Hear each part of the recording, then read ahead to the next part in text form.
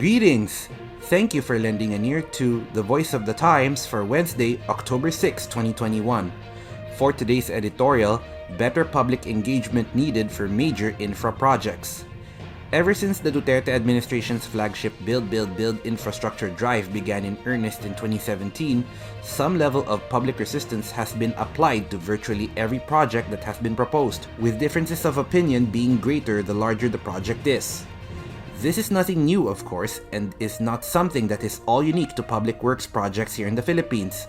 Almost any sort of infrastructure development will involve some level of disruption, at least temporarily, and not everyone will be willing to endure it. Likewise, views differ on the need for or value of a particular project, and these differences are especially acute when some cost to the public, either through taxes or user fees, will be imposed. Most people accept the democratic principle of majority rules when it comes to the approval of somewhat controversial infrastructure projects.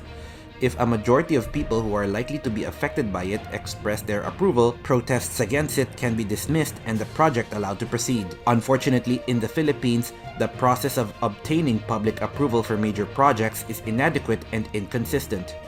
Public consultation is a legally required part of the planning and approval process, but there are no clear rules governing how that should be conducted or what use should be made of the results. In projects where the proponent and primary funder of a project is a private enterprise, public consultation is sometimes not carried out at all, an omission that is generally overlooked by the government because public funds are not involved. This glaring lack of regularity and transparency has a number of effects, none of them good. The details of many projects are often not known until the project is already underway, preventing affected businesses and citizens from preparing for disruptions caused by securing rights of way, construction, and even the eventual operation of the completed infrastructure. Some of these disruptions can be quite serious and cause dislocations from long-established homes and business locations.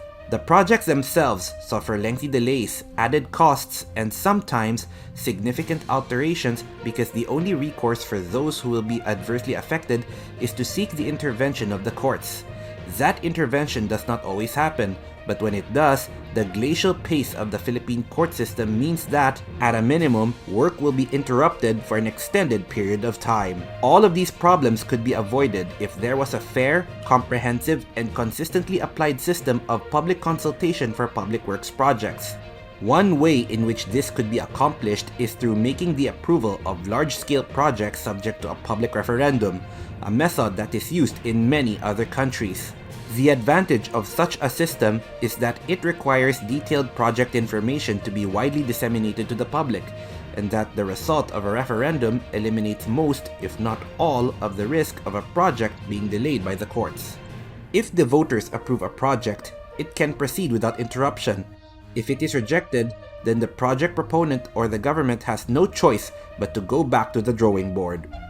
Of course, for the sake of efficiency, there must be some clear conditions under which a project would be required to be presented in a referendum. Otherwise, the process may lead to a gridlock that prevents any progress at all. For example, the referendums can be limited to projects that involve displacement of significant numbers of people or businesses from private property, use of public or government-owned land, involve something environmentally invasive such as the creation of a reservoir or reclaimed land, or extend across multiple local government jurisdictions, such as large highway projects. Likewise, voter eligibility should be limited to only those people affected by a proposed project. Voters in Metro Manila, for example, should not be allowed to vote on a project in Cebu, and vice versa. A system of meaningful public consultation, such as through a referendum process, will greatly improve development in the country.